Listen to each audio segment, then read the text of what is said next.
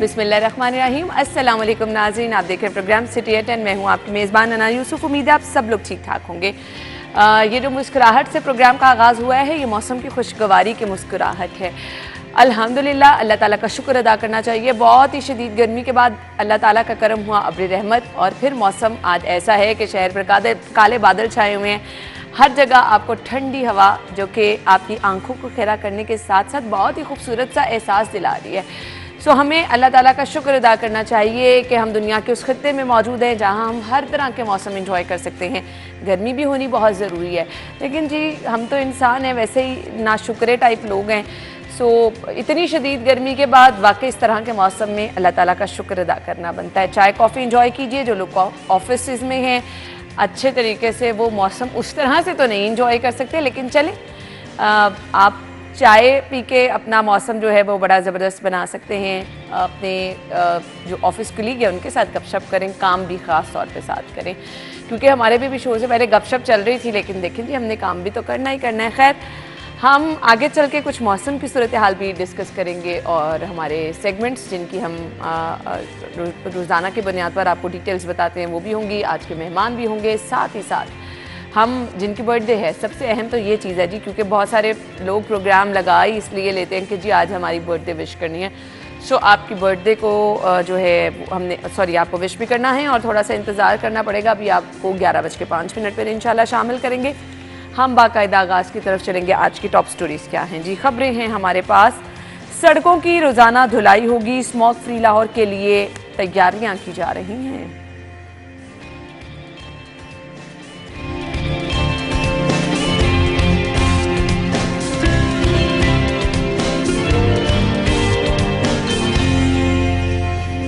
मरियम नवाज शरीफ की ज़ेर सदारत पार्टी के मुख्तलिफ विंग का इजलास। 21 अक्टूबर को कायद नून लीग मियां नवाज शरीफ के इस्तकबाल की तैयारियों का जायजा।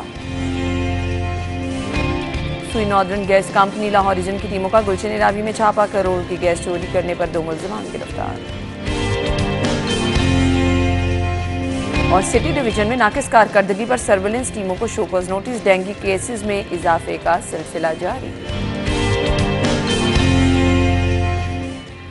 आज की खबरें आप जान चुके हैं। खबरों की डिटेल्स के लिए हमारे सीनियर रिपोर्टर्स हमारे साथ मौजूद हैं। शाहिद सिप्रा साहब और अली साई साहब ने ज्वाइन किया है। अस्सलाम वालेकुम। वालेकुम अस्सलाम। पहले तो खुशगवार मौसम, आप लोगों को बहुत बहुत मुबारक हो। सेकेंडली डस्ट फ्री लाहौर होने जा रहा है, वो भी आप लोगों को मुबारकबाद। अच्छा मौसम होगा, अच्छी फिजा होगी, आप अच्छी तरह से सांस ले सकेंगे, बीमारियों से पाक रहेंगे। शाहिद सिप्रा साहब। बिस्मिल्लाहिर्रहमानिर्रहीम। देखें, मौसम तो इसमें कोई शक नहीं है कि कल दिन में भी बारिश होती रही वक्फे वक्फे से, रात में भी हुई है, सुबह के वक्त में भी बूंदाबांदी हो रही थी। अच्छा मौसम हो गया है। जो हब्स गर्मी और वो शिद्दत थी, और सबसे बढ़ के कि बिजली के बिल्स पे जो भारी भरकम असर आ रहा था, उसमें काफ़ी हद तक कमी आई कल से। हाँ, वो उसकी वजह, कल मैं किसी ऑफिस बैठा था तो वहाँ लेस्को वाले बता रहे हैं कि हमारा ग्रिड जो है वो डाउन हो गया। ग्रिड डाउन होने का मतलब यह है कि लोगों ने कंजम्पशन कम कर दिया, उनके उसका यूजेस कम हो गया। अच्छा, अब दूसरी बात आपने कहा कि हम लोग स्मोक फ्री होने जा रहे हैं। पता नहीं कब होने जा रहे हैं, ये तो वक्त ही बताएगा। कोशिश शुरू हो गई है ना? लेकिन कबल अज वक्त इस तरह के इकदाम उठाए जा रहे हैं, बहुत अच्छी बात है। गो कि आज वेदर क्लियर है बिल्कुल, आप देखें क्लाउडी वेदर है, खूबसूरत मौसम बना हुआ है।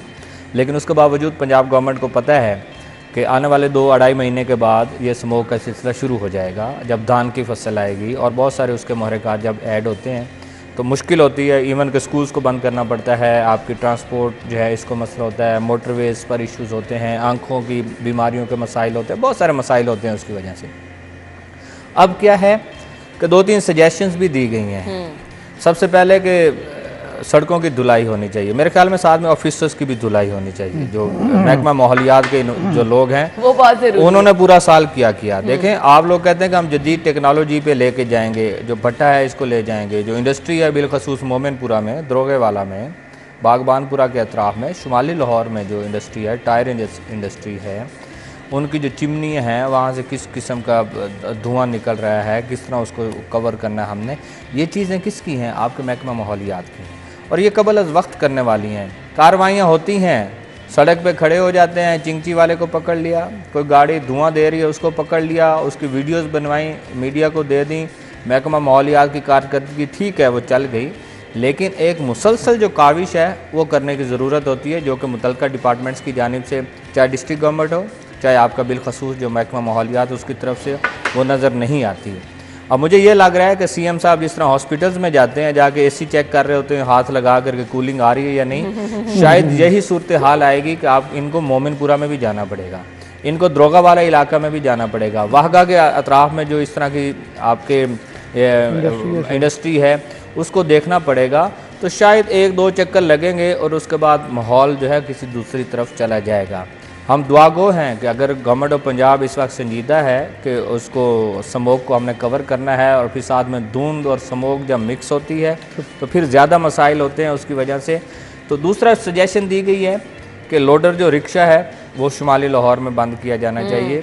ठीक है, इसका बंद हो, लेकिन वो रोजगार किस तरह चलाएंगे? उसका अल्टरनेट हमारे पास कुछ नहीं है। ये किसी को बंद कर देना जो है वो कोई उसका हल नहीं है। हमारे यहाँ यही होता है कि पुलिस ने अगर सिक्योरिटी करनी है तो मीडिया को रोक लें, ये कोई आखिरी हल नहीं है। ये तो नहीं कि सारी दुनिया में खुदा न खासा हादसात होते हैं तो आप गाड़ी चलाना छोड़ दें, ऐसा भी नहीं है। बिल्कुल। आप एक बंदा है, लोडर वाला कौन है? मजदूर आदमी है ना, उसने सारा दिन मजदूरी करनी है। हाँ, उसकी गाड़ी में प्रॉब्लम है, उसके रिक्शा में प्रॉब्लम है, उसकी जो लोडर गाड़ी है अगर वो धुआं छोड़ती है, वो इन्वायरमेंट को ख़राब करने का बाइस बन रही है, आप उसे चलान करें या आप उसे बंद करें, उसको सज़ा दें, ये तो समझ आती है। लेकिन आप अचानक से एक सजेशन दे दें कि लोडर रिक्शा का, ये मुनासिब नहीं है। साहिब साहब, मैंने आपकी तरफ आना है। मैं अभी देख रही हूँ कि सीएम साहब कह रहे हैं गैर मेयारी फ्यूल बेचने वालों के खिलाफ भी कार्रवाई होगी। अब इनको पकड़ना कैसे मुमकिन है? ये कौन टेस्ट करेगा कि मेयारी फ्यूल कहाँ बेचा जा रहा है? ये बड़ा चैलेंज है। आप ये तो पूरा माफिया है। और ये आप का तो इतना नहीं होता छोटे शहरों में जाना आना। मैं और सिप्रा साहब चूँकि छोटे शहरों से, तो वहाँ पे तो हर गली बाजार में वो एक छोटी सी मशीन रखी होती है। और सर यहाँ पे भी है, हमने बेतहाशा शो। और यहाँ पे बिल्कुल मैं यही कह रहा हूँ, ये इनके घर के पास वो पीर गाजी रोड है, मुतअद्दिद है वहाँ पे आपका ये सूबाई दारुल हुकूमत है, और यहाँ पे अगर ऐसा हो रहा है तो छोटे शहरों में तो बहुत ज़्यादा होगा।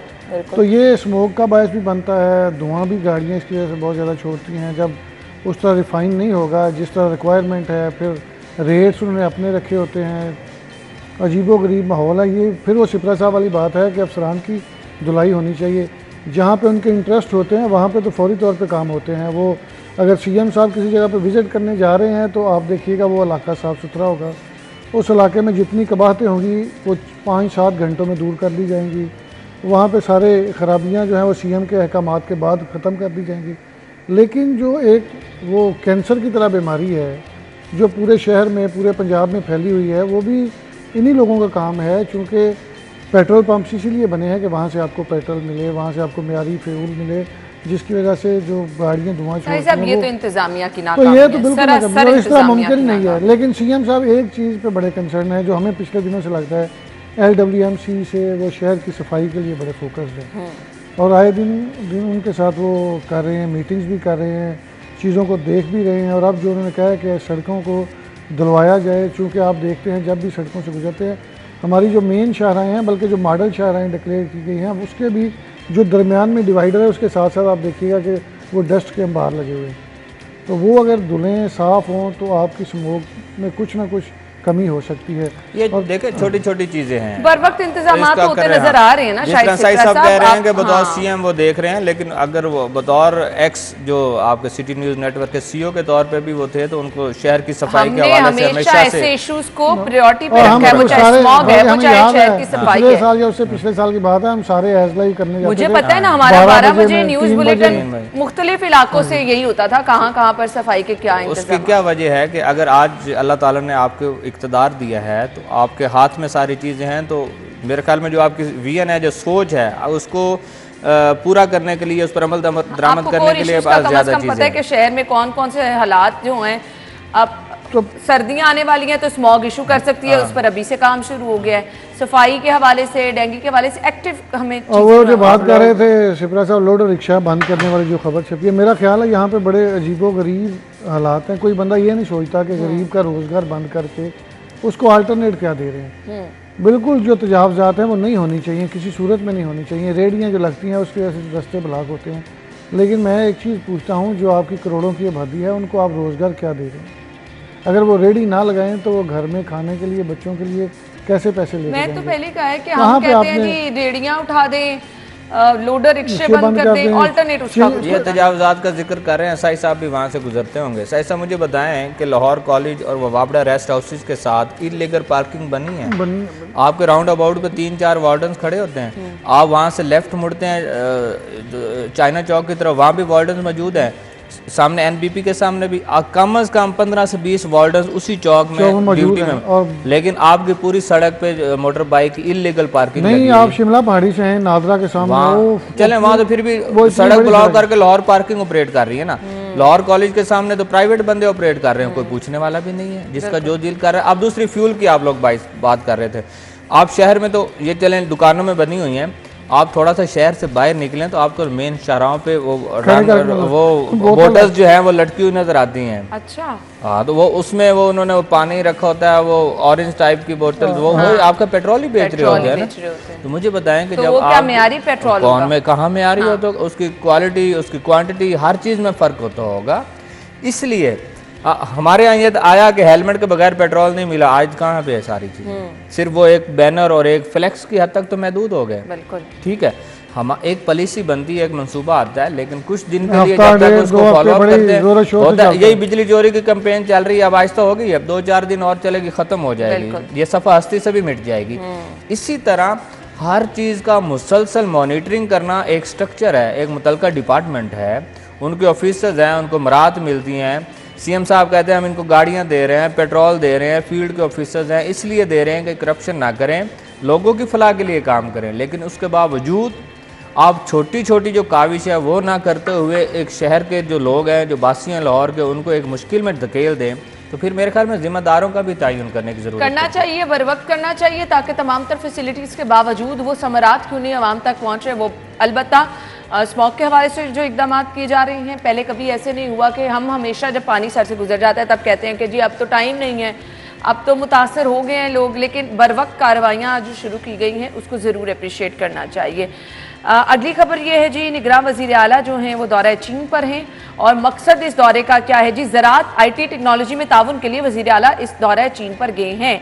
साइद साहब, कितना अहम दौरा है और क्या फ़ायदा पहुँचने वाला है पाकिस्तान को? माना चीन के साथ तो हमेशा ही हमारे जितने ताल्लुकात पुराने हैं, और शहबाज शरीफ साहब ने अपने दौर में हमेशा इसको बड़ी अहमियत दी और पॉजिटिव रिजल्ट हमेशा वो हमारे साथ खड़ा है। और जो वज़ीर आला पंजाब का विजन है ग्रीन पंजाब, ग्रीन पंजाब को अगर इस तरह इम्प्लीमेंट करें कि आप तरक्की याफ्ता ममालिक से उनकी सपोर्ट लें, उनकी जो नई IT टेक्नोलॉजीज़ हैं ज़राअत के हवाले से उनको इस्तेमाल किया जाए, तो आपकी फसल जो है वो उसकी पैदावार बढ़ सकती है। हमने तो चूँकि ज़मींदार घराने से तल्लक रखते हैं, सिपरा साहब भी ज़मींदार घराने से तल्लक रखते हैं, वो सदियों पुराना सिस्टम हमारे पास चलता आ रहा है। आपके खाल कच्चे हैं, आपके पानी जो है वो टेल तक नहीं पहुँचता। मेरी जो हमारी आबाई ज़मीन है उसके बिल्कुल दरमियान से, हम उसको सुहा कहते हैं, छोटी नहर जितनी हमारी ये शहर में से गुजर रही है। आप यकीन करें मैंने अपनी होश में पानी टेल तक आते नहीं देखे। तो वो चीज़ें जो आपकी कबाहतें हैं, जदीद अगर दुनिया चांद पे पहुंच गई है, हम उसी तरह के ज़माने में चल रहे हैं कि आपके पास बीज नहीं अच्छे, आपके पास खाद ठीक नहीं आ रही। आप यकीन करें कि हमारे इलाके में जितने भी ये पेस्टिसाइड्स, जितनी अद्वियात मिलती हैं, मेरा नहीं ख्याल वो ठीक है। आप जितनी मर्जी स्प्रे करा लें, आजकल वो चूँकि सिपरा साहब बताया धान की फसल, अब चूँकि पीक है, अब आपकी वो जो धान की फसल है उसको उसकी मुंजर बनना शुरू हो गई है, उस पर आएगा, हर सूरत में वो कीड़ा पड़ेगा, उसको जितनी मर्जी स्प्रे करा लें, जितना मर्जी जहर डाल लें, वो नहीं जाता। अगर आपकी स्प्रे ठीक होगी, आपकी वो जो जहर डालते हैं वो ठीक होगा, तो मेरा ख्याल है आपकी जो पैदावार वो 25-30 मन पे रह जाती है, वो 60 से 70 मन पे जाती है। जाहिरी बात है, यही मसला है ना। हम लोग, पंजाब सबसे बड़ा सूबा है और ज़राअत में हम टॉप पे हैं, यही कहते हैं। लास्ट टाइम भी हम लोग डिस्कस कर रहे थे कि गंदम, धान, गन्ना जो है ये हमारे पास है। तो ज़राअत में क्या चीज़ जिद्दत लाने की ज़रूरत है? हमारे यहाँ वही पुराना कल्चर है कि हल चलाना है, बीज फेंक देना है और फिर उसके बाद ज़ाया करना है। लेकिन आप देखें टेक्नोलॉजी से, जो आप सोशल मीडिया पे भी वीडियोस आती हैं कि वो पानी की बचत किस तरह करते हैं, वो खाद की बचत किस तरह करते हैं। इवन उन्होंने धान लगाना है तो वो पानी पूरा उन्होंने नहीं भरना। हमारे यहाँ तो कॉन्सेप्ट है ना कि आपने जहाँ पे लगाई है उसमें पानी भरना है, उस ज़मीन को ठंडा करना है, उसके बाद वो मुसलसल पानी उसमें जमा रखना है। वो उनका तरीका ही कुछ और है। फिर खाद, ये बिल्कुल ठीक कह रहे हैं, खाद और स्प्रे आपको अच्छे नहीं मिलते। और सबसे बुरी बात जो हमारे यहाँ है, जो ज़्यादातर वही परवान चढ़ती है कि आज अगर गंदम उतरी है तो हमने वही गंदम का बीज रख लेना है और अगले साल वही उसी से काश्त करते हैं। जदीद टेक्नोलॉजी पे हम लोग जाएंगे। आज हम 40-45 मन की खड़े हैं एवरेज के हिसाब से। अगर अच्छा बीज हमारे पास हो तो हम 70-80 मन पे भी जाते हैं। और एसआई साहब वाला इलाका भी ज़रखेज़ है, और मेरा जो इलाका है तो वो तो सारा नहरी पानी वाला है, वो तो बहुत ही ज़रखेज़ है। आप वहाँ से फसल की बहुत ज़्यादा एवरेज ले सकते हैं। और सीएम साहब जिन इलाकों में विज़िट करते रहे, और वो सैलाब ज़दगान का इलाका जो था, वहाँ तो मेरे रिश्तेदार भी रहते हैं, वो ये कहते हैं कि सैलाब आना चाहिए हमारे यहाँ। अच्छा, पानी दरिया जो है वो पानी निकाले। वो क्यों कहते हैं? एक तो उन्होंने गन्ना लगाया होता है, सही। दूसरा उनकी जमीन जरखेज हो जाती है। जब वो दरिया का पानी वहां से गुजर जाता है तो वो पूरा साल उसको एंजॉय करते हैं। उनके लिए ये मैटर नहीं करता कि 4 फुट पानी आ गया, 5 फुट पानी आ गया। आपके सामने बारात गुजर रही थी ना, पानी आया होता तो बारात मिस हो जाने चाहिए, शादी कैंसिल होने चाहिए। उनको ये चीजें मैटर नहीं करती। इसलिए अगर हुकूमती सरपरस्ती में इस तरह की चीज़ें हो जाएं कि आपका बीज अच्छा हो जाए, खाद की क्वालिटी अच्छी हो जाए, मशीनरी अच्छी हो जाए, फिर ट्यूबवेल और या आपने जो चलाना है उसमें डीजल की कीमत पे सब्सिडी हो जाए, बिजली की कीमत में सब्सिडी हो जाए, आप किसान को फैसिलिटेट करेंगे, एवरेज निकलेगी। और एवरेज निकालने के बाद फिर आप एक्सपोर्ट पर भी पाबंदी रखें। ये नहीं है कि अफगानिस्तान स्मगलिंग भी हो जाए और फिर बाद में आपको पता चले कि रशिया से हमें आप गंदम मंगवानी पड़ रही है, फिर ऐसा नहीं है। ये चीज़ें सारी। दूसरी बात उसमें क्या जिक्र करें, आईटी, उस पर तो हम कभी गए ही नहीं। ज़रूरत है ना आप जाने, बहुत नहीं, ज़रूरत तो आज बहुत ज़्यादा है कि आप जब तक आप देखें ना, एक मैं अपने मिसाल अपने ऑफिस की दे देता हूँ जो मेरे पास भी लेस्को का है। आपने एक कनेक्शन लेना है, इसको ऑनलाइन किया गया है कि आप ऑनलाइन अप्लाई करें और ऑनलाइन ही आपको मैसेज आएगा कि आपकी स्टेज पे कनेक्शन है। आज तक इम्प्लीमेंट नहीं हुआ। ऑनलाइन अप्लाई करेंगे। साइज साहब बैठे, एक साइज में कितनी चीजें ऐसी हुई, कहाँ इम्प्लीमेंट मैं वही, आपने ऑनलाइन अप्लाई किया, उसी की हार्ड कॉपी आपने निकालनी और ऑफिस फाइल सबमिट करानी है। भाई जिस चीज से आप बच रहे थे आप फिर उसी तरफ कंज्यूमर को जा रहे हैं। मैं आपको बताता हूँ, शिप्रा साहब की बात बिल्कुल ठीक है। मसला ये है कि यहाँ पे अवेयरनेस नहीं है आईटी के बारे में। आपके मैक्सिमम 5% लोगों को पता है। अपने नौजवानों को, अपने स्टूडेंट्स को उसके मुताबिक तैयार करना है। हम तो अभी वही निसाब चल रहा है ना जो हमारे वाला चल रहा था कि वो पुरानी किताबें। अब तो दुनिया शहबाज शरीफ साहब ने जो आईटी लैब्स बनाई थी, कंप्यूटर लैब्स, उनको ताले लगे हैं। जिस मर्जी स्कूल कॉलेज में आपके जो टीचर्स हैं वो अब चलें, वो साथी हैं हमारे, मेरा नहीं ख्याल वो उस लेवल पे गए हैं कि वो सारी सवाल ही नहीं पैदा होता, जितनी आईटी की चीज़ें हैं उनको बच्चों को पढ़ा सकें। मसला ये है कि आप एक्साइज में देख लें, लेस्को में देख लें, पुलिस में देख लें, आपको कई सहूलियात दी जाती हैं, कई ऐप्स बनाई जाती हैं, कई सॉफ्टवेयर लॉन्च किए जाते हैं। वो लॉन्च करने के वो साल 1.5 साल बाद बिल्कुल ठंडे हो जाते हैं। कोई उसकी वजह ये है उस पर एक तो इस्तेमाल नहीं किया जाता उस तरह। अगर इस्तेमाल करना शुरू कर दें आपकी ऐप बैठ जाती है। ऐसे ही है, मैंने देखा है। सही बात है। देखा है एक्साइज में वो जवाब दे जाती है आपकी ई पे। जब वो पेमेंट शुरू हुई तो आए रोज 4 घंटे 6 घंटे 8 घंटे, क्या है जी लोड है इस वक्त, लोड है। तो इसका मतलब है लोग आपको पैसे दे रहे हैं, आपकी ट्रांजैक्शन हो रही हैं, आप इसको चलाएं, इस पर फोकस करें। आप एक्साइज ने जो सिस्टम है वो पुराना 18 साल पुराना और एकल से ख़त्म करके नए सिस्टम पे मुंतकिल हुए हैं। 7 से लेके आज तकरीबन 17 हो गई है या 18, आज तक वो सिस्टम नहीं चला। आपकी ना गाड़ी रजिस्टर हो रही है, ना बाइक रजिस्टर हो रही है, ना ट्रांसफ़र हो रही है। मेरा ख्याल है अरबों रुपए का आपका नुकसान हो रहा है। हम लोग इस पे जाना भी नहीं चाह रहे। अगर ये हम लोग आईटी पे चले जाएंगे, सॉरी एक बात है सुनो जी, इसमें है क्या, इसमें अब रिफ्ट चल रही है आईटी के लोगों की और एक्साइज का जो डिपार्टमेंट है उसके लोगों की। वो कहते हैं कि अगर ये नए सिस्टम पे मुंतकिल हो जाएंगे तो कोई पेमेंट जो है वो दफ्तर नहीं आएगी। सर अपनी जेबें भरने वाला सिलसिला बंद हो जाएगा ना, वो जो हम माफिया कहते हैं। खैर ब्रेक का कहा जा रहा है मुझे। थैंक यू सो मच जी। हमने अगली खबर की तरफ आना है। ये सिलसिला हमने डिस्कस कर लिया जी, किस तरह से हम आगे जाने के बजाय पीछे आ रहे हैं और अब अगर रहा तो फिर नुकसान में हमेशा रहेंगे। ब्रेक के बाद आएंगे अगली खबर की तरफ, हमारे साथ रहिएगा।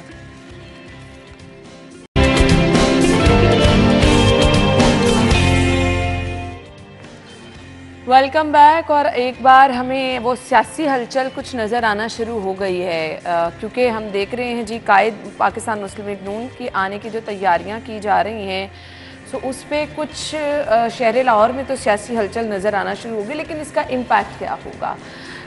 फिर बात ना भी करना चाहो तो उसको जोड़नी पड़ती है मौजूदा हालात से, मौजूदा अवाम की जो सिचुएशन है उससे, क्योंकि अवाम निकलेगी तो इस्तकबाल होगा, अवाम निकलेगी तो वो जो कहा जा रहा है कि जी एक तारीख़ी इस्तकबाल किया जाएगा, ये सब चीज़ें जुड़ी हैं अवाम के साथ।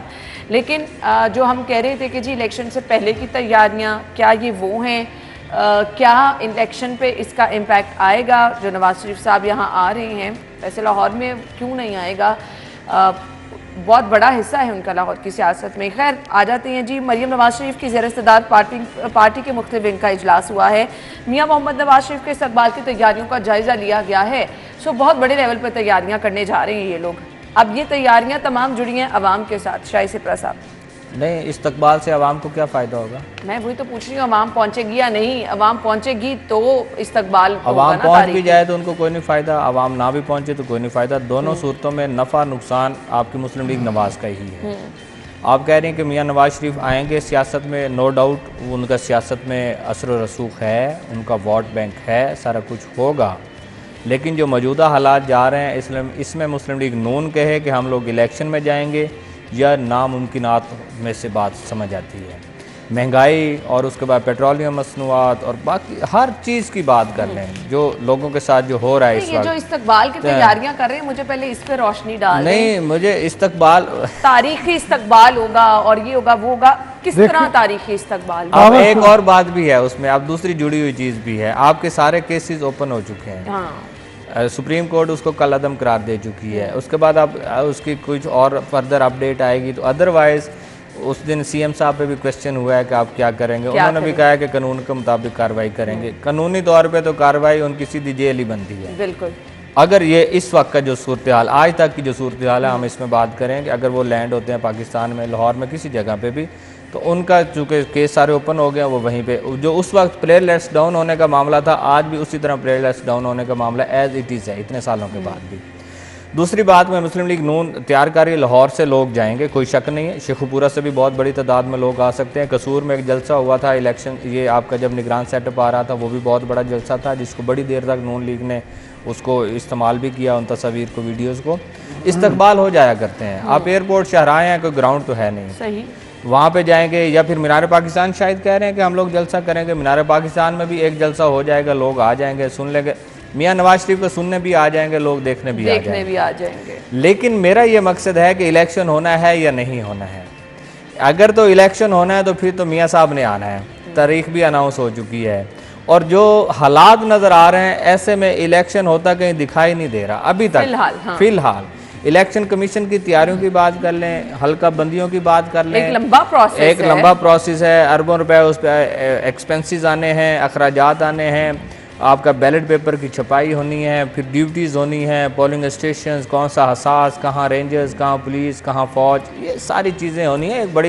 एक बहुत बड़ी एक मूवमेंट होती है जिसको आपने चलाया। नहीं सिप्रा साहब, ये सारी चीज़ें अगली हैं, बात हो रही है इस्तकबाल की। ये आप पूरा इलेक्शन ना करवा दें, आपकी मेहरबानी है। देखें, कोई भी जिस तरह तमाम पार्टियों की फेस हैं, अब पीपल पार्टी का बीबी शहीद होती थी, नून लीग हमेशा नवाज शरीफ के नाम से पहचानी, और वोट आपको मिलता ही नवाज शरीफ के नाम से है। आप जो मर्जी कर लें, वोटर हमेशा नवाज शरीफ के नाम पे आपको वोट देता है।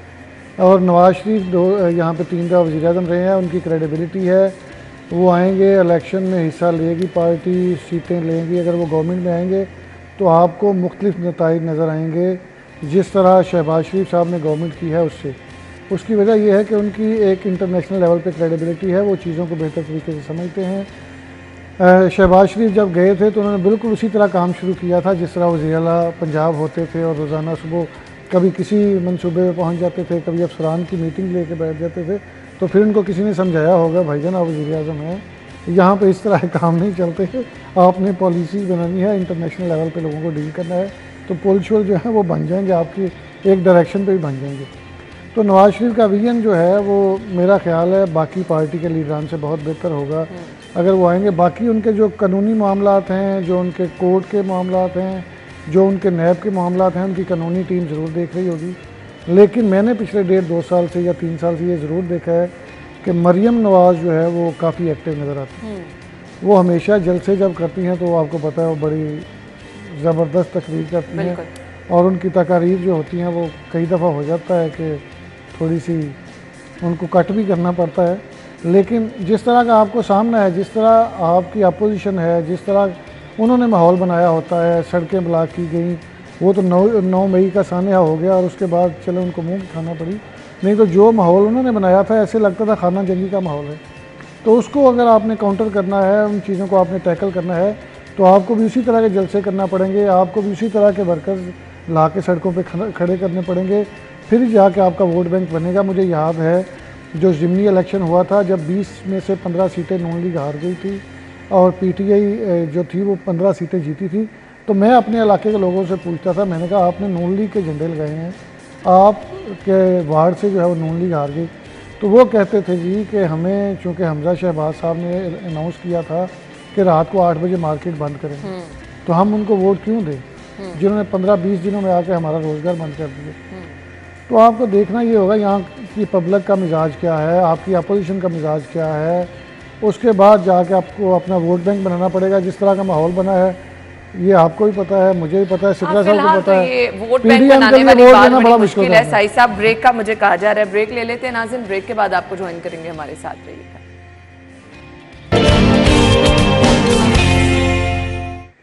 सुई northern gas company Lahore region की टीमों ने गुलशन रावी में छापा मारा है और गैस चोरी पर 2 मुल्जिमान को गिरफ्तार किया गया है। अब मौसम तब्दील होने के साथ जहां पर बिजली का मसला थोड़ा सा हल होगा, वहां पर ये मसला आएगा और इससे पहले ये कार्रवाइयां की जा रही हैं गैस चोरी रोकने के लिए ताकि हालात को बैलेंस किया नहीं, सिपरा साहब से पहले मैं इस पर बात करूँगा। मुझे एक बात बताएं, आपके घर में पानी आता है मोटर के बगैर? आता है, आ जाता है कभी। आप वो ट्यूबवेल के ट्यूबवेल नजदीक है, करीब है। आपके घर में गैस आती है? नहीं, जो स्पेसिफिक टाइम है उस टाइम तो बिल्कुल कंप्रेसर के बगैर। मैं यही कह रहा हूं, तो लोग फिर क्या करें, कंप्रेसर ही लगाएंगे ना। आपके घर में ना गैस मोटर के बगैर आती है, ना पानी मोटर के बगैर आता है, आपकी कोई चीज़ तो पूरी नहीं। फिर आप कंप्रेसर पे लोगों के इस तरह ऑपरेशन कर रहे हैं कि जैसे आपने गैस उनको वापस दिया। ऑपरेशन हुआ है। ये साई साहब को बात करने थे, ये कंप्रेसर पे ये ऑपरेशन साई साहब बात ठीक कर रहे हैं, कंप्रेसर पे डिस्कनेक्शन हो रही हैं। मैंने कल देखा है, मैंने बसका में बैठा हुआ था तो एक बंदे की वो गैस मीटर उतार के लेके ये कंप्रेसर लगा रहा है। उसने कहा मैं पिछले तकरीबन 2 साल से कंप्रेसर के बगैर मेरे घर गैस पहुंचती नहीं, मैं क्या करूं। तो मसला ये है कि आप पहले सहूलियात तो पूरी दे लें, उसके बाद डिस्कनेक्शन करें। यहाँ पे ना पानी प्रॉपरली दे पा रहे हैं, ना गैस दे पा रहे हैं, लेकिन आपके ऑपरेशन जो हैं वो प्रॉपरली चल रहे हैं। और जो बड़े मगरमच्छ हैं उनके खिलाफ उस तरह एक्शन नहीं ले रहे, चाहे वो कंप्रेसर चलाएं, चाहे वो जिस तरह मर्जी बिजली चोरी करें, गैस चोरी करें, उनके खिलाफ कोई एक्शन नहीं। ये गरीब आदमी के लिए है ताकि आप रिपोर्ट बना सके कि हमने इतने कनेक्शन जो है वो मुनक़ता किए। जी शुक्रिया साहब।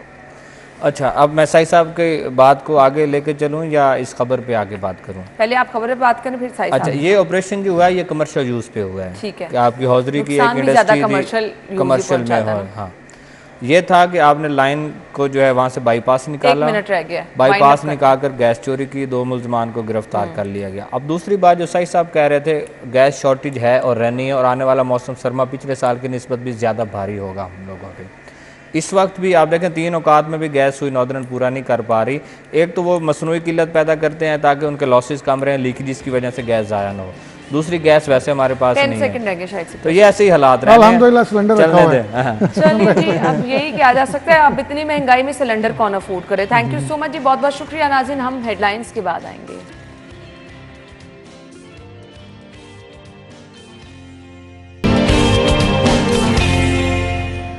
Welcome back once again. Programme के इस हिस्से में जी हम सेगमेंट्स शामिल करने वाले हैं और सेगमेंट्स में सबसे पहले बात होगी, क्योंकि मौसम बहुत खुशगवार है, तो आज का मौसम कैसा रहेगा, क्या ये खुशगवार मौसम दिन भर ऐसा होगा, टुडेज वेदर देखेंगे।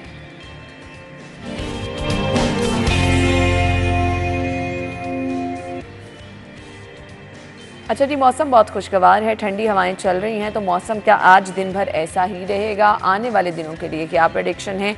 कोमल इस वक्त बाहर मौजूद है, उनकी तरफ चलेंगे। जी कोमल, ओवर टू यू।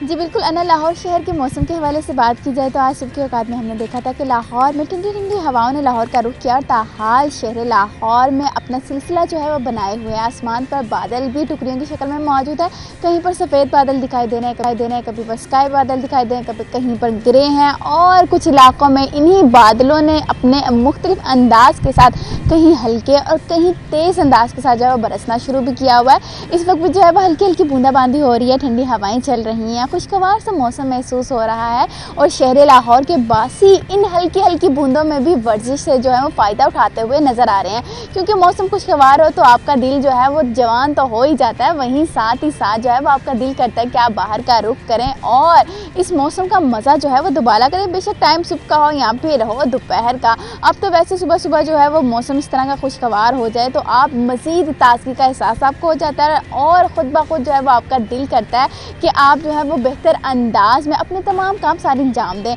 इस वक्त जो है वो इस कदर खुशगवार मौसम महसूस किया जा रहा है कि मेरा भी दिल कर रहा है कि मैं एंजॉय करूँ, लेकिन क्या करें, काम भी तो करना है, तो दोनों काम जो है वो साथ साथ ही चल रहे हैं। हवाओं का सिलसिला जो है वो चल रहा है और हमारे जो पौधे हैं आज उनमें भी जान नज़र आ रही है। हर तरफ जो है वो सब्ज़ा भी इन बारिश की बूंदों में नहा गया और बारिश के कतरे यूँ महसूस हो रहे हैं कि जैसे शबनम के कतरे हैं। और इसी के साथ साथ मैं आपको बताती चलूँ कि महकमा मौसमियात की जानिब से बताया जा रहा है कि आज शहर लाहौर में वक्फे से कहीं हल्की और कहीं तेज़ बारिश देखी जाएगी, यानी कि आज दिन भर मौसम जो है वो अपनी रनाइयाँ दिखाएगा, अपने रंगीन मिजाज के साथ जो है वो शहर लाहौर के बासियों को खूब महसूस करवाएगा। इसी के साथ साथ बात की जाए मौजूदा सिचुएशन के हवाले से तो हवाएँ चल रही हैं और शहर लाहौर के परिंदे ख़ास तौर पर इन फिज़ाओं को इंजॉय कर रहे हैं और कितार की शक्ल में जो है वो आसमान पर हमें मौजूद भी नज़र आ रही हैं। और जब मौसम खुशगवार होता है, पतंग की सरसराहट होती है और जो कोयल की कूकू होती है और इसी के साथ साथ जो फूलों की महकती खुशबू होती है। अच्छा कोमल, ये तो आपने मंजर हमें बता दिया, इस वक्त बाहर का क्या है मुझे ये बताएं, बारिशों की प्रेडिक्शन कब तक है? क्योंकि प्रॉपर बारिशें होंगी तो मौसम तब्दीली की तरफ आएगा। तो मौसमी पंडित क्या कहते हैं, अच्छा मौसम जिसको हम कहते हैं कि वाकई सर्दी की आमद वाला मौसम है, वो कब से शुरू हो रहा है? जी बिल्कुल अना, बारिशों के हवाले से बात करें तो महकमा मौसमियात की जानिब से 15 से 20 सितंबर तक जो है वो लाहौर शहर के मुख्तलिफ इलाकों में मुख्तलिफ औकात में दरमियाने दर्जे की बारिश देखे जाने के वाले से इम्कानात जो है वो जाहिर किए गए हैं। अभी वो सिलसिला जो है वो शुरू भी है और जो आप कंफर्ट जोन के हवाले से बात कर रही हैं कि सर्दी की जब हमें एक एहसास पैदा होगा कि अब जो है वो सर्दियाँ आने लगी हैं, अभी जो है वो आगाज़ हो चुका है, लेकिन जो एक आप सर्दी चाहती हैं वो जो है अक्टूबर का मिड जो है वो एग्जैक्ट वो मौसम है जो कि हम चाहते हैं, हमारे शहरी चाहते हैं, हमारे नाज़रीन उसके लिए थोड़ा सा इंतजार करना पड़ेगा। आपको कोमल ने बता दिया अक्टूबर का जो है वो मौसम हम देखेंगे, जो हम वाज़ेह तब्दीली कह रहे हैं वो आएगी। थैंक यू सो मच कोमल, आप मौसम एंजॉय कीजिए, साथ साथ काम भी कीजिए। अब हमने आगे बढ़ना है प्रोग्राम के सिलसिले में। जिनकी बर्थडे है उनको हमने विश करना है। सो अगर आपकी बर्थडे कल है तो आप हमें पिक्चर्स भिजवा दें, कल के प्रोग्राम में शामिल करेंगे। आज सालगिरह है जी ज़ैनब इरफान की, मोहसिन अली की, सफ़ीर भट्ट की और इजहार की बर्थडे है, इजहार फरीद, और मिरहा की बर्थडे है, सुमन गुल, उसामा खान, राना जीशान की सालगिरह है, मूसा भट्ट, उस्मान चीमा और जीशान मसूद की। आप लोगों को सालगिरह की मुबारकबाद, happy birthday.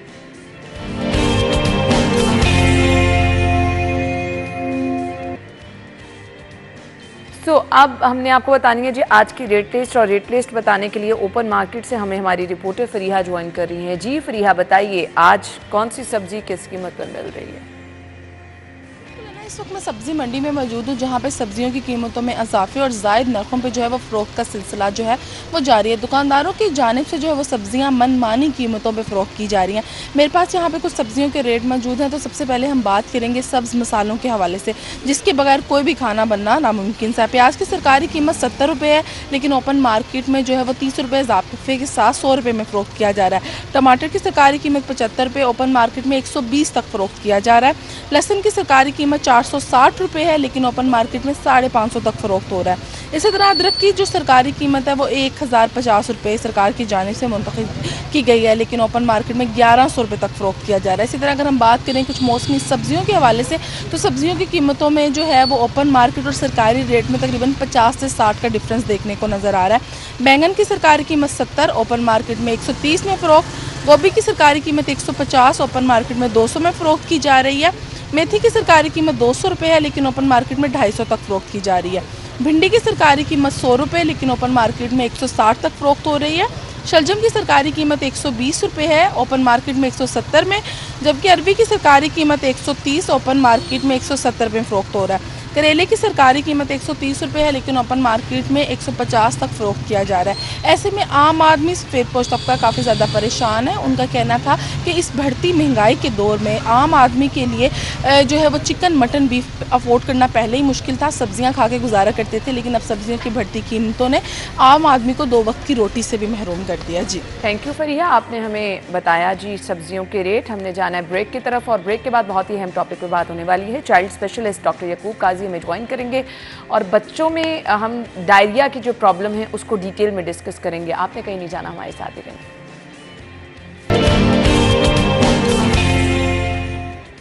Welcome back. Programme के इस हिस्से में जी मैं ब्रेक पे जाने से पहले आपके साथ शेयर करके गई थी, डॉक्टर साहब हमें ज्वाइन कर रहे हैं, डॉक्टर याकूब काजी साहब जो कि चाइल्ड स्पेशलिस्ट हैं। और हम क्योंकि बहुत सारे लोग हमें जो मैसेजेस आते हैं उसके अकॉर्डिंग हम अपना शो प्लान करते हैं। चाह रहे थे ये जानना कि डायरिया बच्चों में जो होता है उसकी वजूहात क्या हैं, उसकी डिफरेंट शक्लें आज हम डिस्कस करेंगे, क्योंकि जिस किस्म के डायरिया का सामना होगा वो फिर उसके मुताबिक इलाज करे। कितना ये ख़तरनाक है, इसका इलाज क्या है, इस पर जो लोग होम रेमेडी करते हैं वो क्या है, क्या क्या आप कर सकते हैं, इससे छुटकारा कैसे पाया जा सकता है, एहतियात क्या है। हम डॉक्टर साहब को अपने शो में वेलकम करेंगे और ये तमाम चीज़ें उनसे पूछेंगे। अस्सलाम वालेकुम डॉक्टर। वालेकुम अस्सलाम। थैंक यू सो मच, बहुत बहुत शुक्रिया। मुझे सबसे पहले ये जानना है कि डायरिया है क्या, आपके बच्चे में क्या सिम्टम्स, क्या क्या चीज़ें हों तो आप उसको डायरिया कहेंगे? देखिए, डायरिया तो हर उम्र के लोगों को होता है, लेकिन बच्चों में ज़्यादा कॉमन होता है और ख़ुसूसन 2 साल से छोटे बच्चों में ज़्यादा इसकी फ्रीक्वेंसी है। जब भी बच्चा 2-3 से ज़्यादा पतले पखाने करे और उसकी जिस्म में पानी की कमी के असरात आपको नज़र आना शुरू हो जाएं, जैसे उसकी ज़ुबान खुश्क है, हलक खुश्क है, आँखों में आंसू नहीं आ रहे, जिस्म की जिल्द जो है बहुत ढीली पड़ रही है, तो ये वो, या बच्चा यूरिन पास नहीं कर रहा, बहुत देर हो गई है, तो ये पानी की कमी की इलामात हैं।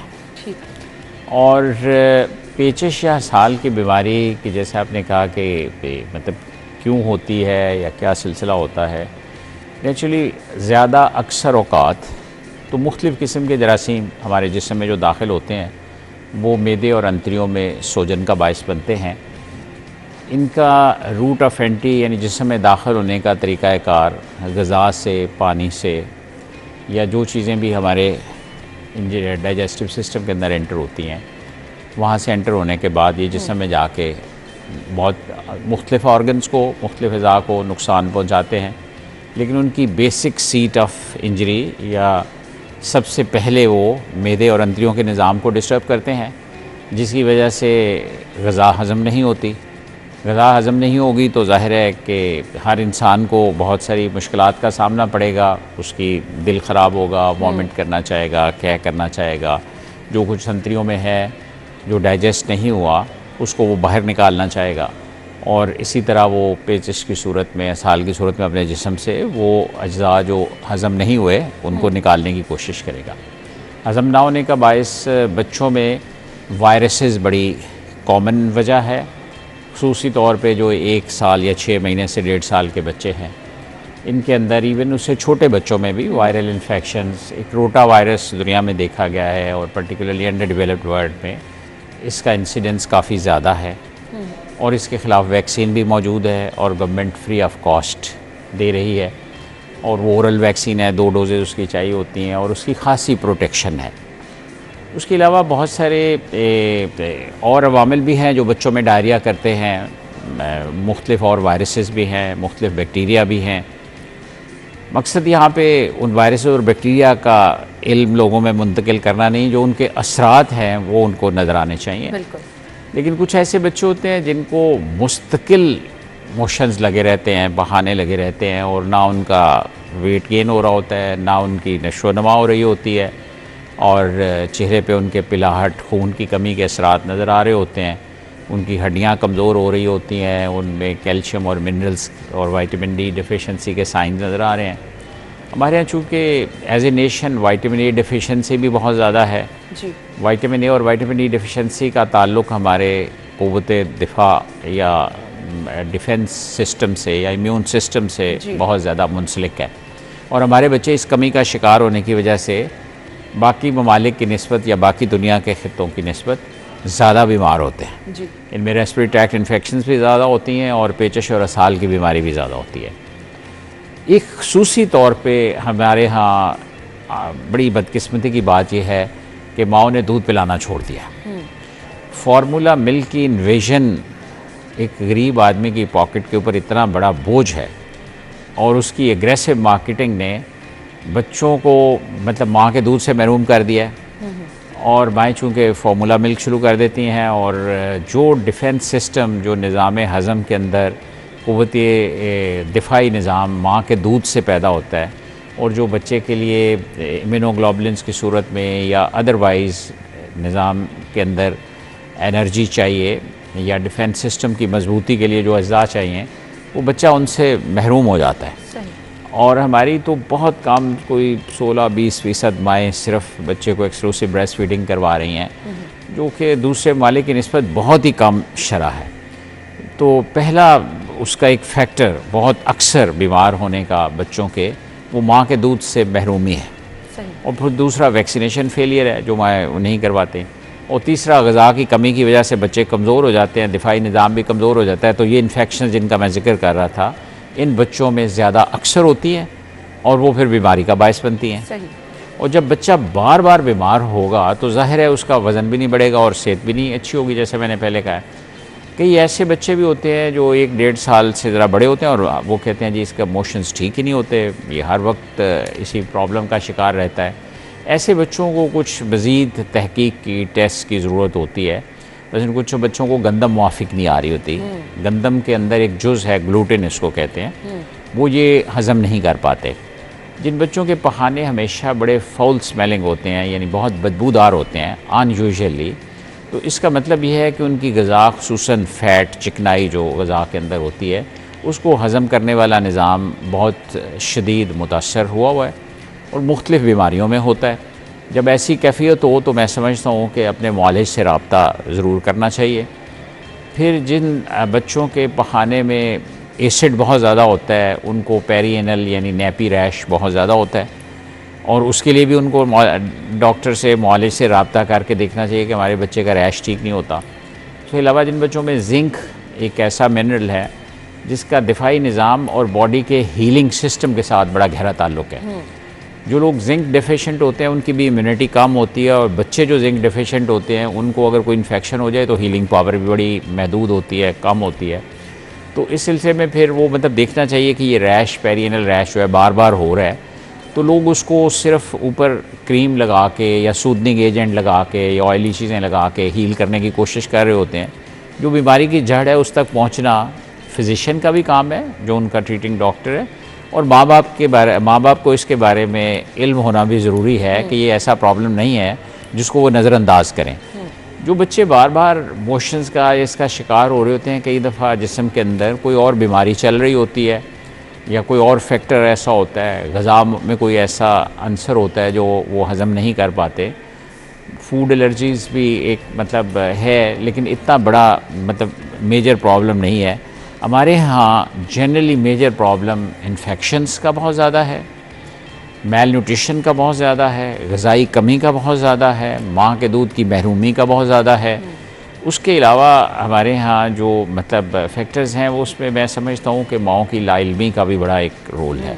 कहीं पे हमारे निज़ाम के अंदर एजुकेशन में जो ग्रेजुएशन भी माएँ करती हैं, बच्चा पालने का तरीका नहीं सिखाया जाता। मैं हमेशा कहता हूँ कि 1-2 चैप्टर्स लड़कों के लिए भी और लड़कियों के लिए भी कंपलसरी होने चाहिए।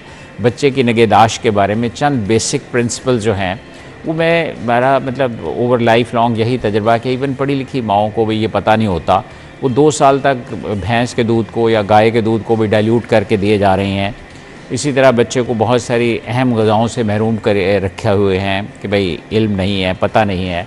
बच्चा 1 साल का हो गया, सिर्फ दूध पिलाए जा रही हैं, दूसरी ग़िज़ा नहीं दे रही। तो बच्चे का जो सेहत का निज़ाम है या उसका क़ुव्वत दिफा का निज़ाम है या उसकी जो नश्व नमा है वो ऐसी लाइल्मी की वजह से काफ़ी मुतासर होती है। और ये बच्चा ग्रोथ पे जिस्मानी और जहनी दूसरे बच्चों से पीछे रह जाता है। हमारे यहाँ आयरन डिफिशिएंसी बच्चों में इतनी कॉमन है कि हमारे तसव्वुर से भी ज़्यादा, और उसकी एक मेजर रीज़न ये है कि माए लाइल्मी की वजह से आयरन कंटेनिंग ग़िज़ाएँ या जिन ग़िज़ाओं में आयरन होता है वो अमूमी तौर पे लोग समझते हैं सेब में बहुत है, सब्ज़ियों में बहुत है आयरन। हालांकि आयरन रिच डाइट्स जो हैं वो दालें हैं, गोश्त है, मटन है, बीफ है, कीमा है, इसको इतना नरम करके, और उसकी कोई बहुत ज़्यादा महंगाई के दौर में भी बहुत ज़्यादा मिकदार नहीं चाहिए। बच्चे को 2 टेबल स्पून अगर 3 दफ़ा भी हफ्ते में मिल जाएँ मटन या बीफ कीमा के, तो छोटे बच्चे की वो जो न्यूट्रिशनल रिक्वायरमेंट है उसको पूरा कर देते हैं, और उससे बच्चा जो है कम बीमार होगा, उसकी सेहत अच्छी होगी। बर वक्त दूसरी ग़िज़ा का शुरू करना बहुत ज़रूरी है। सही। मतलब बच्चे को एज बता दें, किस एज से आपको बच्चे को क्या-क्या चीज़ें स्टेप बाय स्टेप स्टार्ट करनी है? 4 महीने से पहले गंदम और अंडा नहीं शुरू करना चाहिए। ठीक है। लेकिन आप 4 महीने से पहले चावल की बनी हुई ग़िज़ा भी दे सकते हैं, उसको दूध के प्रोडक्ट्स भी दे सकते हैं, आप उसको फ्रूट्स दे सकते हैं। 6 महीने पे जनरली रिकमेंड किया जाता है कि बच्चों को दूसरी ठोस ग़िज़ा शुरू करनी चाहिए। उसमें होममेड रेमेडीज़ जो हैं, जिस तरह मतलब खिचड़ी है, उसमें बच्चे को आयरन भी मिल जाएगा, प्रोटीन्स भी मिल जाएंगे। फिर वो कीमे वाली खिचड़ी भी है। 6 महीने पे आप अंडा भी बच्चे को शुरू कर सकती हैं। सूजी की खीर है। ये वो इनएक्सपेंसिव यानी बहुत महंगी चीज़ें नहीं हैं दूध की निस्बत। डिब्बे के दूध के ऊपर बहुत कॉस्ट आती है। ये वो चीज़ें हैं अगर आप ग़िज़ा में साथ ऐड करना शुरू कर दें। इवन होममेड योगर्ट, घर का बना हुआ दही बच्चे के लिए बड़ा मुफीद होता है, और उसके अंदर लैक्टोज़ कम होने की वजह से उसकी डाइजेस्टिबिलिटी बेहतर होती है, ज़्यादा जल्दी और अच्छे तरीके से हज़म होता है। तो अक्सर मैं माओं को कहता हूँ आप कच्चा गोश्त नहीं खा सकते, वही गोश्त पक जाता है तो आपके लिए इजीली डाइजेस्टेबल हो जाता है। ये फ्रेश मिल्क जो है जब आप इसको कर्डल कर लेते हैं, दही बना लेते हैं, तो ये ज़्यादा इजीली डाइजेस्टेबल हो जाता है और बच्चों के लिए सेहत के लिए मुफीद हो जाता है। तो बातें तो बड़ी सादा सी हैं। और इसी तरह अगर बच्चे को डायरिया है तो वो डॉक्टर का इंतज़ार करती रहती हैं, बल्कि फौरी तौर पे ये ओरल रिहाइड्रेशन सॉल्ट 1980s में WHO ने, मतलब मैं कहता हूँ ये इंसानी ज़िंदगी के लिए एक ब्लेसिंग है, और इसकी अवेयरनेस ना होना, माँ को पता ना होना, ये बड़ा जुल्म है। जिस माँ को ये नहीं पता कि बच्चे की पहली रेमेडी या पहला इलाज जो है, जो ही वो बच्चा वॉमिट या मोशंस करता है, तो उसकी ज़िंदगी को, उसके जिस्म को थ्रेट जो है वो पानी और नमकियात की कमी की वजह से है। उसके अंदर उसके किडनीज़ को डैमेज होने का ख़तरा होता है पानी की कमी की वजह से। दूसरे अज़ा भी मुतासर हो रहे होते हैं। फिर मतलब फौरी जो इसका सल्यूशन और हल है वो माँ को निमकोल पिलाना शुरू करना चाहिए। अगर वो किसी वजह से उसको मतलब ओरल रिहाइड्रेशन सॉल्ट का पैकेट उसके पास नहीं है, तो कम अज़ कम वो मतलब 1 गिलास पानी में चीनी और थोड़ा नमक और नींबू निचोड़ के चंद कतरे, तो वो बच्चे को फौरी तौर पे एक इमीडिएट रेमेडियल मैयर दे। फिर जहाँ पहले लोग चावलों की पिच जिसको कहते थे, मतलब वो उसको मतलब राइस वाटर एक बड़ा मुस्तनद तरीका है दुनिया में कि आप मुट्ठी भर चावल लेके 1 लीटर में बॉयल करके उनको अंदर ही घोट लें, रगड़ लें, और वो राइस वाटर सॉल्यूशन जो है वो इतना मतलब आपकी एंटी डायरियल दवाइयों से ज़्यादा बेहतर और मौसर तरीका इलाज है। सही। तो बड़ी सिंपल सी होम रेमेडीज़ हैं, लेकिन मतलब वो इंतज़ार कर रहे होते हैं डॉक्टर का, उसके पास जाने का, दवाइयों का, ये वो सिलसिला। अगर मैं समझता हूँ कि माँ बाप को हाथ धोना आ जाए, बच्चे की सफाई का निज़ाम रखना अच्छे तरीके से आ जाए, बच्चे की जो फूड हैंडलर्स हैं उनके जो बच्चे के फीडिंग बॉटल्स हैं उनको अच्छे तरीके से साफ़ करें। हमारे यहाँ पानी के निज़ाम का तो प्रॉब्लम है। लोग एक वो क्लास है जो कहते हैं हम बॉटल वाटर को भी बॉयल करते हैं। दूसरे वो हैं जिनको असेस नहीं है, मैं कहता हूँ ये इतने महंगे पानी ख़रीदने की बजाय आप फ़िल्टर एक दफ़ा लगवा लें घर में पानी पे, क्योंकि मतलब मुख्तलिफ़ जगहों पे मुख्तलिफ़ पानी के मसाइल हैं। उनका मेरे पास तो सोल्यूशन नहीं है, सिवाय इसके मैं कहूँ कि आप फ़िल्टर्ड वाटर घर में, फ़िल्टर वो इतना महंगा नहीं है, वो लगा लें। उससे सारी चीज़ें जो धुलेंगी, जो बर्तन धुलेंगे पीने के अलावा, वो सारे होपफुली बैक्टीरियल और वायरल इन्फेक्शन से किसी हद तक साफ़ और पाक होंगे, और बीमारी पे अखराजात कम हो जाएंगे, और सेहत सब घर वालों की बच्चे समेत ठीक रहेगी। बिल्कुल आपने सही कहा। डॉक्टर साहब एक छोटा सा मैसेज चाहिए, फिर मुझे वाइंड अप की तरफ जाना है। जी, मैं समझता हूँ कि पहली बात यह है कि माँओं को एक चीज़ याद रखनी चाहिए कि बच्चे को माँ का दूध सबसे पहली नेमत भी है, प्रोटेक्शन भी है, और बच्चे के साथ मोहब्बत और बॉन्डिंग का पैगाम भी है। उसके बाद वो उसको हिफाजती टीके ज़रूर लगवाएं और तीसरी बार वक्त उसकी ग़िज़ा शुरू करें। अगर बीमार हो तो होम रेमेडीज़ फ़ौरन शुरू करके अपने फौरी मुआलिज से रब्ता करें। सही, थैंक यू सो मच आपके ये मुफीद मशवरे। आई होप, क्योंकि हम अपने सोशल मीडिया पे भी इनको अपलोड्स करते हैं तो लोगों का बड़ा अच्छा फीडबैक आता है। थैंक यू सो मच जज़ाकल्लाह डॉक्टर साहब, बहुत बहुत शुक्रिया आपके कीमती वक्त के लिए। नाज़रीन, एक ब्रेक होगी, ब्रेक के बाद हम आपको ज्वाइन करेंगे। स्टे विद अस।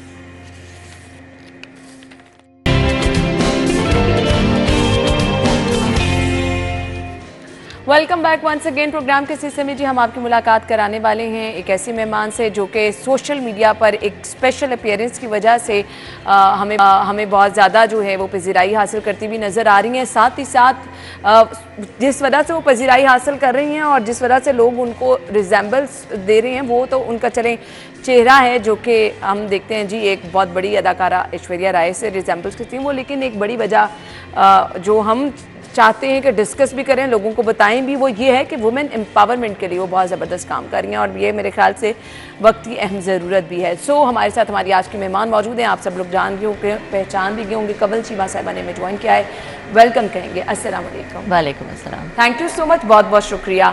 दो वजूहात हैं आपके सोशल मीडिया पर हिट होने की। एक बड़ी वजह जिसको लोग पजीराई दे रहे हैं, ऐश्वर्या राय से आपकी मुशाबत है और वो मैं देख भी रही हूँ अच्छी खासी ज़्यादा है।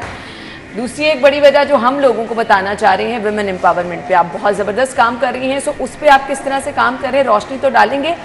ये जो सोशल मीडिया पे लोग आपको पहचान रहे हैं और जो आपको मुशाबत दे रहे हैं, कैसा लग रहा है? इसके बारे में पहले काफ़ी बात कर चुकी हूँ। सोशल मीडिया पे जैसे कि मैंने पहले कहा, दो लोगों की शक्ल सिमिलर हो सकती है, मगर बार बार ये कहती रही हूँ कि मेरी अपनी एक पहचान है। हाँ। और मैं बेशक लोग अगर ये कह दें कि मैं सिमिलर हूँ तो ठीक है, मगर जब वही रह जाता है टॉपिक ऑफ डिस्कशन और लुक्स ही व्हेन कह लें कि when women are reduced down to their looks या सिर्फ लुक्स एक टॉपिक ऑफ डिस्कशन रह जाता है, तो मुझे ऐसा लगता है कि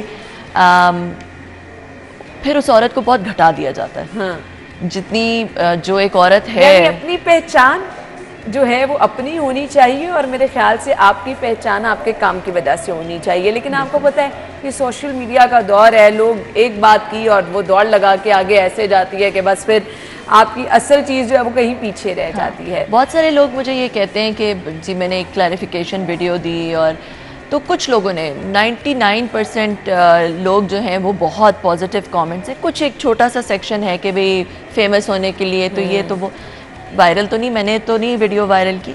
और दूसरा ये कि मीडिया पे बार बार आना और अपनी ऐप के बारे में और जो मैं कर रही हूँ उसके बारे में बात करना तो मेरी मजबूरी है, तो मैं करती रहूँगी।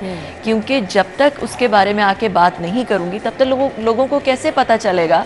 इतनी गुर्बत है इस वक्त पाकिस्तान में, इतने बुरे हालात हैं। तो जब एक ऐसी चीज़ एग्जिस्ट करती है जो कि बाहर मुल्की गैर मुल्की पाकिस्तानियों को बहुत आसान तरीके से अपने क्रेडिट कार्ड यूज़ करके पाकिस्तानियों की मदद करने में हेल्प कर सकती है, तो मैं तो उसके बारे में बात करना चाहिए। अच्छा जी, मुझे बता दें आइडिया क्या था बेसिकली आपका, इसके पीछे कैसे ख्याल आया कि कुछ करना है? देखिए, मैं बहुत अरसे से जो है वो टेक इंडस्ट्री से जुड़ी हुई हूँ और एक बहुत बड़ी मल्टीनेशनल में ग्लोबल अकाउंट डायरेक्टर थी। साथ ही साथ जो है वो एक बहुत अरसे से ये जब आप एक कंफर्टेबल होते हैं और एक अच्छी ज़िंदगी गुजार रहे होते हैं तो फिर आपको कभी ना कभी ये ज़रूर एहसास होता है कि आपको तो बहुत कुछ अल्लाह ने दिया है, मगर बहुत सारे ऐसे लोग हैं जिनको बहुत महरूमियाँ हैं। तो फिर आपको ऐसे लगता है कि अल्लाह ताला आपसे ज़रूर हो सकता है कि सवाल ये कर लें कि भाई मैंने तुम्हें ये दिया, ये दिया, ये दिया, तुमने मेरे बंदों के लिए उसका कैसे इस्तेमाल किया, क्या किया। तो ये एक चीज़ थी जो कि मुझे बॉदर बहुत करती थी। और फिर मैंने सोशल इम्पैक्ट में कुछ पढ़ाई की, एक डिग्री की ऑस्ट्रेलिया से ही। ग्लोबल रोल था मेरा, बहुत ज़्यादा ट्रैवल कर रही थी, तो मैं बहुत बड़ी बड़ी NGO से भी मिलती थी, बड़े बड़े डोनर से भी मिलती थी। तो मुझे नज़र आया कि टेक्नोलॉजी से कैसे इसको बहुत बेहतर किया जा सकता है। चैरिटेबल गिविंग को, फिलैंथ्रोपी को, लोगों की डायरेक्ट कैसे हेल्प की जा सकती है, इसमें शफाफियत। क्योंकि जब लोग देते हैं ना तो क्या होता है कि वो एक ब्लैक बॉक्स में चला जाता है। हाँ। जब आप पैसे देती हैं आपको नहीं पता उन पैसों का क्या हो रहा है। हमारे साथ ही होता है। तो मगर देखिए, जब आप टेक्नोलॉजी को ले आती हैं तो फिर क्या होता है कि आप उस सब चीज़ों को खोल सकती हैं, उस ब्लैक बॉक्स को उसको ट्रेस कर सकती हैं, बहुत आसान कर सकती हैं। मैं अगर कुछ ऐसा कर रही हूँ, मैं किसी की हेल्प कर रही हूँ, तो कोई एप्लीकेशन, कुछ टेक्नोलॉजी ऐसी जो मुझे बता रही है कि इस ट्रैक से होकर मेरे पैसे कहाँ तक जा रहे हैं। एग्जैक्टली। और आप डायरेक्टली भी किसी की हेल्प कर सकते हैं। हमारे बहुत सारे लोग हैं हमसे आके पैसे मांगते हैं, हम उन्हें पैसे देने में इसलिए कतराते हैं क्योंकि हमें नहीं पता कि जो पैसे देंगे उनका वो क्या इस्तेमाल करेंगे, और ये भी नहीं पता कि और कितने लोगों से जाके पैसे मांग रहे हैं। अगर कोई ऐसी ऐप हो जहाँ पे आपको नज़र आए कि आपका पैसा जो आपने दिया, वो आपने पैसा नहीं दिया, वो आपने सर्विस वाउचर दिया, आपने उसको राशन दिया, उसने दुकान से जब जाके राशन लिया आपको नज़र आया उसने राशन लिया, क्या क्या उसने लिया, और जो उसने अगर उसी ऐप से किसी और से राशन लिया तो वो भी आपको नज़र आ रहा है। तो ऐसी चीज़ जिसमें आपको सब कुछ नज़र आ रहा हो, वो आपको एक बहुत ज़्यादा सुकून देगा और आपका दिल भी करेगा कि आप लोगों की हेल्प करेंगे। आपको पता है कि आपका पैसा किसी की एजुकेशन ही के लिए इस्तेमाल हो रहा है क्योंकि वो डायरेक्टली स्कूल को जा रहा है, बिल्कुल। किसी की आईटी स्किल के लिए इस्तेमाल हो रहा है, डायरेक्टली ट्रेनिंग सेंटर को जा रहा है, राशन के लिए इस्तेमाल हो रहा है क्योंकि डायरेक्टली वो करियाना स्टोर को जा रहा है और आपको नज़र आ रहा है कि उसको वो सर्विस मिल रही है।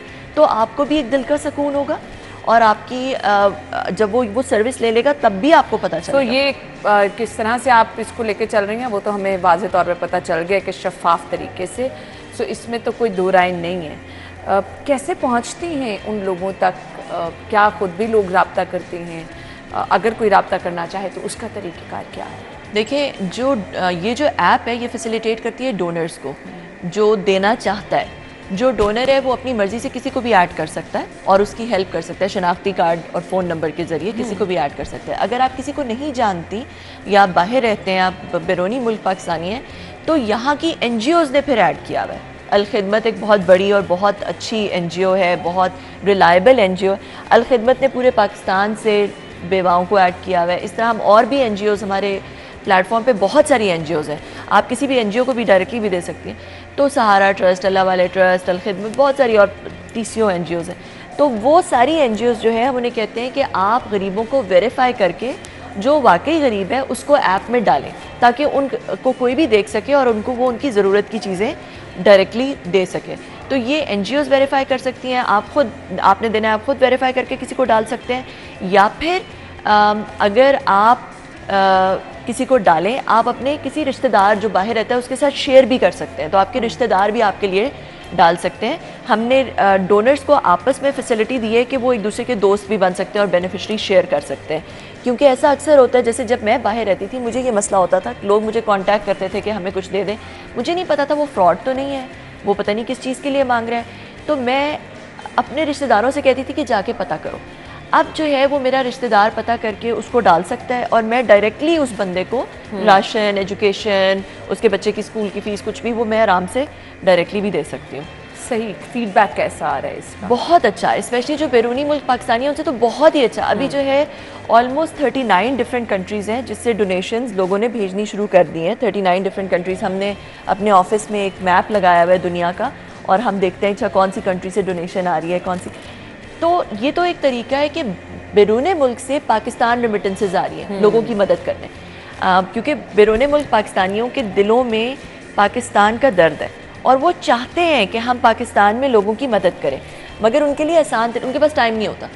अगर उनको कोई ऐसी चीज़ मिल जाए, ऐसी एप्लीकेशन मिल जाए जिसमें वो एक क्लिक के थ्रू किसी की भी मदद कर सके, तो भाग भाग के क्यों नहीं करेंगे, क्योंकि उनका दिल तो पाकिस्तान में ही है। बिल्कुल। तो पाकिस्तान की इकोनॉमी के लिए इस तरह भी बेहतर है कि बैरून मुल्क से ये ऐसी ऐप है जिससे पाकिस्तान पैसा आता है। सो आपकी कोई टीम है या आप अकेली ये काम कर रहे हैं? नहीं, मैं अकेली तो नहीं कर सकती, ना ही बना सकती हूँ, ना ही मैं इतनी, मुझे प्रोग्रामिंग इतनी ज़्यादा आती है।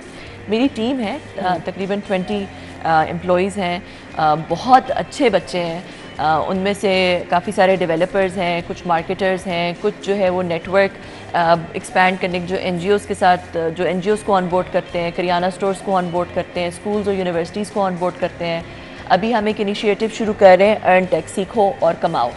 सीखो और कमाओ एक ऐसा इनिशिएटिव है जिसमें हम जो अंडर प्रिविलेज्ड यूथ है पाकिस्तान की, जिसमें 12वीं की भी है, 10वीं की भी है, मगर वो यूनिवर्सिटी एजुकेशन अफोर्ड नहीं कर सकती, उनको हम IT स्किल ट्रेनिंग दे रहे हैं।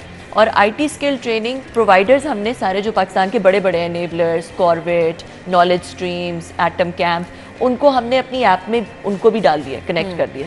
तो कोई भी बंदा बैरूनी मुल्क इन बच्चों को स्पॉन्सर कर सकता है कि वो इन बड़े IT ट्रेनिंग सेंटर्स में ट्रेनिंग ले लें, और हम उनको 6 महीने की ट्रेनिंग 6 महीने की इंक्यूबेशन और 6 महीने का राशन भी देंगे, ताकि अगर बच्चा का भूख का पेट हो तो वो ट्रेनिंग क्या लेगा ना, पेट नहीं होगा तो, और फिर अगले महीने का राशन तब मिलेगा जब पहले महीने की अटेंडेंस पूरी होगी और अच्छा वो रोज़ जा रहा होगा, ध्यान से ट्रेनिंग ले रहा होगा, तो फिर अगले महीने का राशन मिलेगा, वरना अगले महीने का राशन भी नहीं मिलेगा। ऐसा तो नहीं है कि बहुत ज़्यादा लोग होने की वजह से बारी कम आती है, क्योंकि इस तरह की एप्लीकेशन जहाँ पर इतना अच्छा फैसिलिटेट किया जा रहा होता है, सो लोग कहते हैं कि जी वहाँ पे तो कोई रिस्पांस नहीं आ रहा, आप लोगों के पास ये होता है कि लोड बहुत ज़्यादा है। सो इस चीज़ को कैसे मैनेज कर रही हैं? देखिए, ये जो रिस्पांस है, हमने एक फैसिलिटेशन प्लेटफॉर्म बनाया है। जब लोग मुझे कांटेक्ट करते हैं कि हमारी मदद कर दें, मैं नहीं कर सकती, क्योंकि मैं वेरीफाई करके नहीं ऐड कर सकती। लोग मुझे क्यों ट्रस्ट करेंगे कि मैंने जो वेरीफाई किया हुआ है? एनजीओ वेरीफाई कर सकती है और ऐड कर सकती है। बड़ी बड़ी एनजीओज, अल खिदमत, सहारा, ये जो हम इनिशिएटिव कर रहे हैं, खुर्शीद मजीद वेलफेयर ट्रस्ट, वो ऐड करिए। लाहौर के जोहर टाउनशिप वाले इलाकों में बच्चों को ऐड करिए। मैं नहीं ऐड कर सकती, मुझे लोग कांटेक्ट करते हैं, मैं अपनी तरफ से जिनकी मदद कर सकती हूँ एज अ डोनर प्लेटफॉर्म पे वो मैं कर देती हूँ। मगर मुझे बहुत दुख होता है, ऐसी ऐसी स्टोरीज़ सुनने को मिलती हैं, आप यकीन नहीं करेंगी कि रातों की नींद अक्सर जो है वो हराम हो जाती है मेरे लिए, क्योंकि मुझे लोग कांटेक्ट करते हैं हमें मदद करें। और आजकल हालात इतने ख़राब हैं, ऐसी दर्दनाक कहानियाँ हैं कि बहुत दुख होता है। बिल्कुल, आपसे बहुत दुख होता है। मैसेज क्या देना चाहेंगे देखने वाली ख़वातीन को ख़ास तौर पर? मैसेज ये देना चाहूँगी कि हाँ, बहुत ज़्यादा टैलेंट है। हमारे यहाँ 30 साल से कम उम्र के लोग सबसे ज़्यादा पॉपुलेशन, 69% लोग 30 साल से कम उम्र में है। ये हमारा बहुत बड़ा ख़जाना है, ठीक है। डेमोग्राफिक्स हमारी साइड पे है। हमें बहुत ज़्यादा मेहनत करके हमें ये चाहिए कि हम इन बच्चों को, ये जो यूथ है हमारी पाकिस्तान में, जो घर बैठी औरतें भी हैं जिनके पास टाइम है, वो ज़रूर अपने आप को यूटिलाइज़ करें। आजकल की दुनिया अब इतनी छोटी हो गई है और इतनी ज़्यादा इंफॉर्मेशन अवेलेबल है इंटरनेट पे कि आप उससे ज़रूर कुछ ना कुछ सीख सकते हैं और अपनी घर बैठे कुछ ना कुछ कमाई शुरू कर सकते हैं। ऐसे प्लेटफॉर्म्स हैं जिसमें घर बैठे आप $200-300 कमाना शुरू कर सकते हैं। ये तो मेरा गरीब लोगों को पैगाम है। मगर जिनको अल्लाह ने दिया हुआ है, आपसे अल्लाह पूछेगा। इस वक्त जो हालात हैं, जो बैरून मुल्क पाकिस्तानी है, इस वक्त आपको अपने लोगों की मदद करने की ज़रूरत है। जो मिडिल क्लास में पहले था, अब वो बिल्कुल लोअर क्लास में चला गया, जो अब बिजली और पेट्रोल के हालात हैं। इसलिए अल्लाह ने जिसको दिया हुआ है उस पर ज़िम्मेदारी है कि अल्लाह ने जिसको नहीं दिया हुआ वो उसकी मदद करें, और इस वक्त दिल खोल के, हाथ खोल के दें, स्पेशली बैरून मुल्क Pakistani. Thank you so much. और ओवरसीज इसमें पहले भी बहुत ज़बरदस्त रोल प्ले कर रही हैं। Thank you so much, good luck. इसी तरह से आप ये अच्छा काम करती रहें और ज़्यादा से ज़्यादा लोगों के लिए वसीला बनती रहे। बहुत शुक्रिया नाज़रीन, हमारी और आपकी मुलाकात होगी कल सेम टाइम पर। तब तक के लिए इजाज़त दीजिए, अल्लाह हाफ़िज़।